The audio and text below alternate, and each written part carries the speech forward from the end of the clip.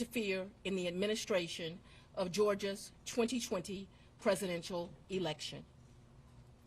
Today, based on information developed by that investigation, a Fulton County grand jury returned a true bill of indictment, charging 19 individuals with violations of Georgia law arising from a criminal conspiracy to overturn the results of the 2020 presidential election in this state. The indictment includes 41 felony counts and is 97 pages long. Please remember that everyone charged in this bill of indictment is presumed innocent. Specifically, the indictment brings felony charges against Donald John Trump, Rudolph William Louis Giuliani, John Charles Eastman, Mark Randall Meadows, John Cheeseborough, Jeffrey Clark, Jenna Lynn Ellis, Ray Stallings Smith III, Robert David Cheeley, Michael A. Roman, David James Schaefer, Sean Micah Tresher Steele, Stephen Cliffgard Lee, Harrison William Prescott Floyd, Travion C. Cootie, Sydney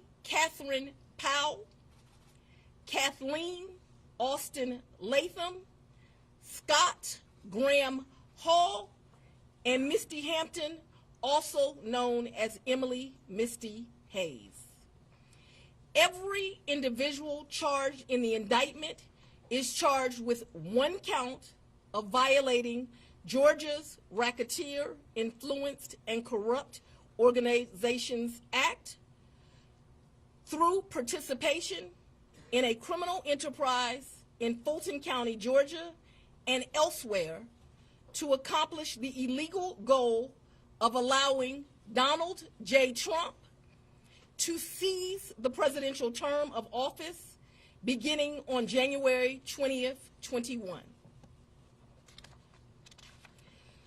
Specifically, the participants in association took various actions in Georgia and elsewhere to block the counting of the votes of the presidential electors who were certified as the winners of Georgia's 2020 general election. As you examine the indictment, you will see acts that are identified as overt acts and those that are identified as predicate acts, sometimes called acts of racketeering activity.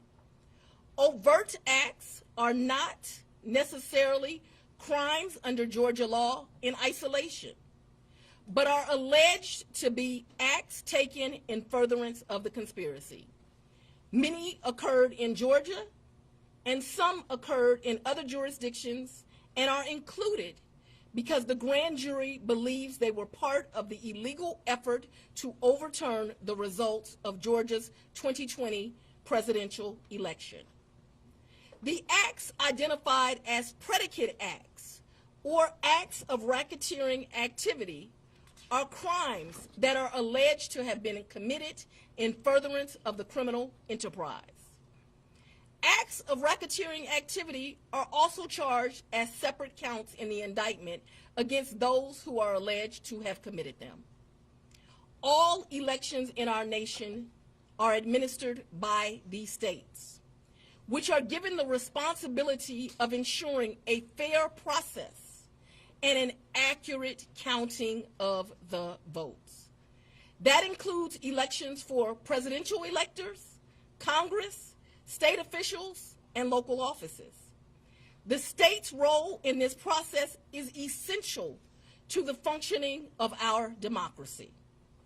Georgia, like every state, has laws that allow those who believe that results of an election are wrong, whether because of intentional wrongdoing or unintentional error, to challenge those results in our state courts.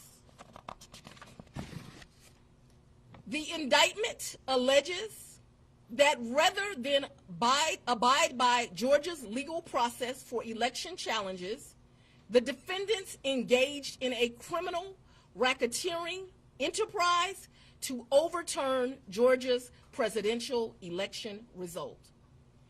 Subsequent to the indictment, as is the normal process in Georgia law, the grand jury issued arrest warrants for those who are charged. I am giving the defendants the opportunity to voluntarily surrender no later than noon on Friday, the 25th day of August, 2023. I remind everyone here that an indictment is only a series of allegations based on a grand jury's determination of probable cause to support the charges. It is now the duty of my office to prove these charges in the indictment beyond a reasonable doubt at trial. I would like to take a moment to thank the Superior Court Clerk, Shay Alexander, and her staff for staying late and making sure that this indictment was processed. I would also like to thank the men and women of Sheriff Labatt's office for keeping the courthouse open, but most importantly for keeping us safe over the weeks and months that have led up to this indictment, and for what I know they will continue to do to keep us safe. We also want to thank the Atlanta Police Department and other law enforcement partners who have worked with the sheriff to keep us safe. I will now take a very limited number of questions prior to going to sleep. Madam District Attorney. If you don't mind, Surveil 11 to 11 alive. Quick question. Can you clarify in Georgia the mandatory minimum when it comes to RICO charges, whether it's servable by probation or how that might play out? The RICO charges has time that you have to serve, so it's not a probated sentence. Madam District Attorney, what's the timetable for the trial? What is the timetable for the trial? Yes. As you know, in this jurisdiction, trials are set by the judges, and so it will be the judge that sets the date of the trial. This office will be submitting a proposed scheduling order within this week. However, that will totally be at the discretion of the judge. And you want to be you're the fourth person, fourth jurisdiction now to indict Donald Trump. You would be the fourth one to try him, or could you move it up? You want to be the first to try him? I don't have any desire to be first or last. I want to try him and be respectful for our sovereign states. We do want to move this case along, and so we will be asking for a proposed order that occurs a trial date within the next 6 months. Madam District Attorney, earlier today there was a fictitious document, according to the Fulton County Clerk's Office, that was circulated online with charges against former President Donald Trump. That fictitious document matched exactly the charges that we now see in this indictment. Can you tell us more about that document leak? Because now you have the former president's lawyers who are saying that this is emblematic of a serious problem with your office. No, I can't tell you anything about what you refer to. What I can tell you is that we had a grand jury here in Fulton County. They deliberated till almost 8 o'clock, if not right after 8 o'clock. An indictment was returned. It was true billed, and you now have an indictment. I am not an expert on clerks' duties or even administrative duties. I wouldn't know how to work that system, and so I'm not going to speculate. Next question. Have you had any contact with the special counsel about overlap between these cases, and do you intend to try all of these defendants together? Do I intend to try the 19 defendants in this indictment together? Yes. And have you had any contact with the special counsel about the overlap between this indictment and the federal indictment? I'm not going to discuss our investigation at this time. I'm going to take. What do you make of the arguments made by former President Trump that this is a politically motivated indictment? I make decisions in this office based on the facts and the law. The law is completely nonpartisan. That's how decisions are made in every case. To date, this office has indicted, since I've been sitting as a district attorney, over 12,000 cases. This is the 11th RICO indictment. We followed the same process. We look at the facts, we look at the law, and we bring charges. Will you try this case yourself? Get down.